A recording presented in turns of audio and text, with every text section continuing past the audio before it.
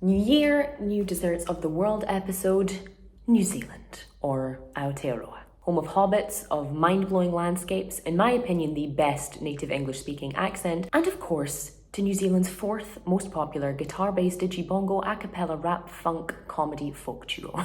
Also, it was also the birthplace and home of my nana for many years, so it has a little bit of extra special meaning to me. The cuisine of this world-famous but very small island is a blend of its settlers' methods and ingredients and its native Maori population's methods and ingredients. It shares similarities with, but is also decidedly different from, its bigger and louder neighbour, Australia. And despite being a place pretty far-flung from just about every single other country on the planet, it's one that seems to be pretty much admired and appreciated from all angles of the planet. But getting to the point, its nationally loved dessert that we are lucky enough to taste and celebrate today is the pavlova. Named after world-renowned Russian ballerina Anna Pavlova, who visited Australia and New Zealand in the 1920s. These two nations have been fighting over who really created the pavlova for like decades, basically. It's been non-stop. Kiwis claim a chef in Wellington, New Zealand created the dish, inspired by the ballerina's tutus to create the kind of puffiness of the meringue and the white cloud of cream,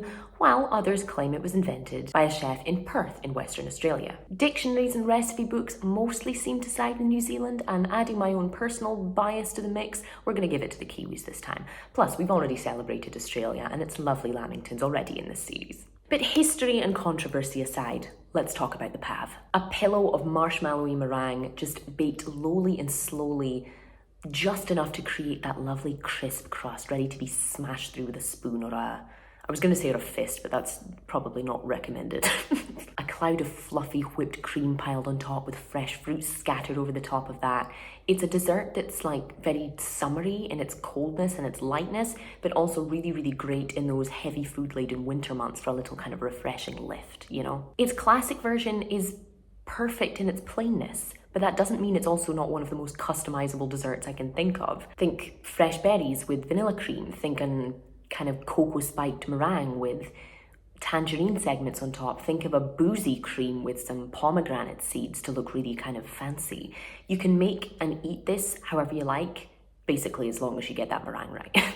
The version you see before you today is classic in its base, but a little bit more kind of seasonal and location specific in its topping, because it's not particularly easy to get, raspberries and strawberries in the Northern Hemisphere in January. But enough chat. Let me go and put the kettle on and let's make a pav.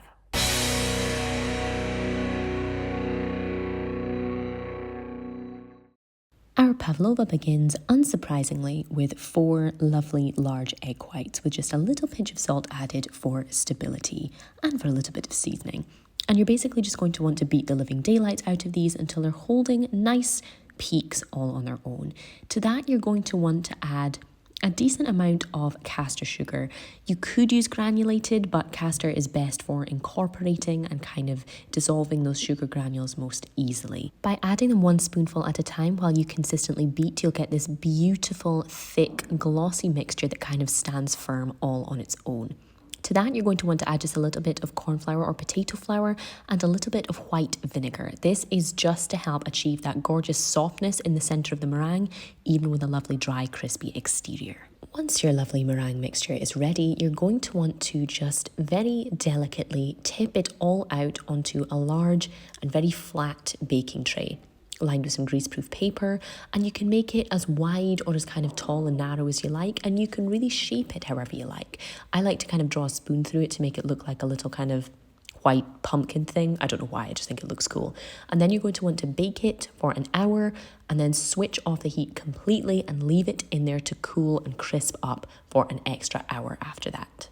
Don't worry if she starts to look a little bit cracked, that's completely normal. You're going to want to grab some double or whipping cream and use either a manual or electric whisk with either a little bit of sugar added, some vanilla, some booze, some orange zest, whatever you like, or just keep it nice and plain and just whip the cream until it's soft but not stiff. We don't want that kind of, almost curdled looking cream here. You want it to be soft, almost to the point that it's running off.